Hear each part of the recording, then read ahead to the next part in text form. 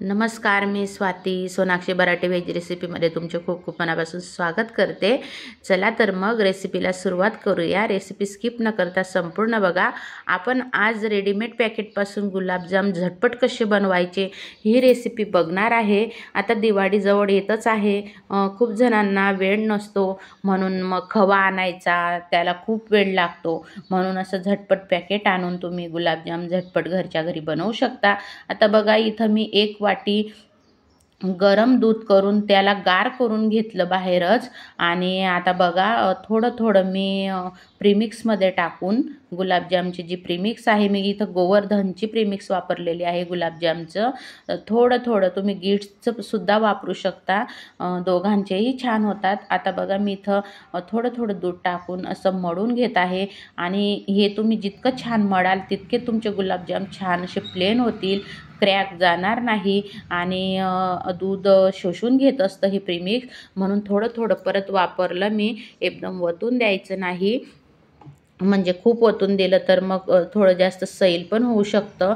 आणि बघू शकता, आता आपला गोळा तयार झालेला आहे गुलाबजामचा प्रीमिक्सचा। आणि आता इथं आपण पाक तयार करणार आहे। तर इथं मी 2 वाट्या साखर घेतलेली आहे, म्हणजे अर्धा किलो साखर असेल ही। मग 1 वाटी माझी पावशरची आहे आणि 2 वाट्याच मी इथं पाणी पण घालणार आहे।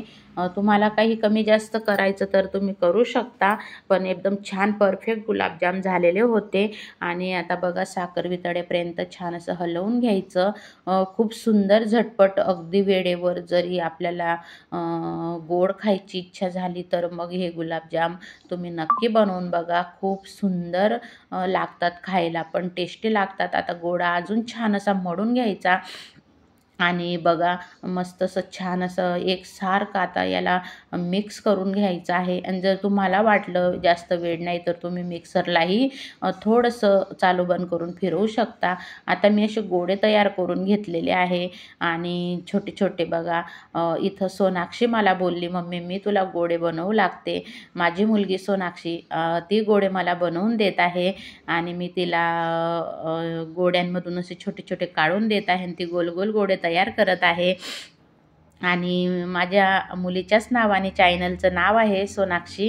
आणि बघा, आता ती गोळे मला तयार करून देत आहे, मदत करत आहे।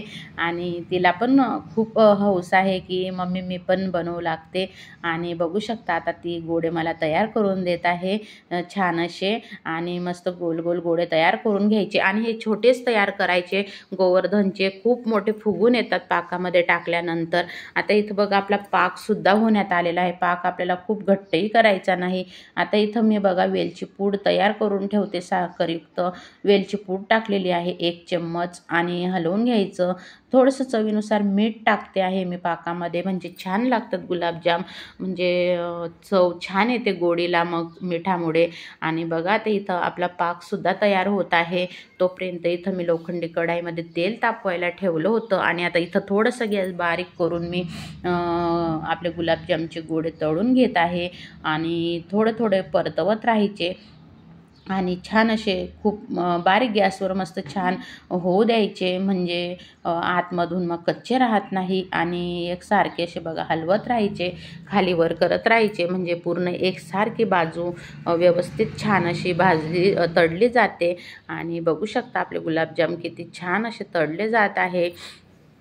आणि मस्त बघा, खूप सुंदर अशी झटपट ही रेसिपी आहे आणि तुम्ही नक्की बनवून बघा। आणि माझी रेसिपी जर तुम्हाला जर खरोखर मनापासून आवडत असेल तर लाईक, शेअर, सबस्क्राईब करायला विसरू नका। आता बघा, मी दुसरे गोळेही टाकून घेतलेले आहे आणि कढई पसरट असल्यामुळे थोडे जास्त गोळे टाकले तरी काही हरकत नाही। बघा, इथं आता पाकसुद्धा तयार झालेला आहे आपला। खूप असा घट्ट पण नाही पाक होऊ द्यायचा गुलाबजामसाठी। आणि लगेच आता आपण इकडे गॅस बंद केला होता पाकाचा आणि तशाच गरम पाकामध्ये तळलेले गुलाबजाम लगेच टाकून द्यायचे गरम गरम पाकामध्ये आणि हलवून घ्यायचे।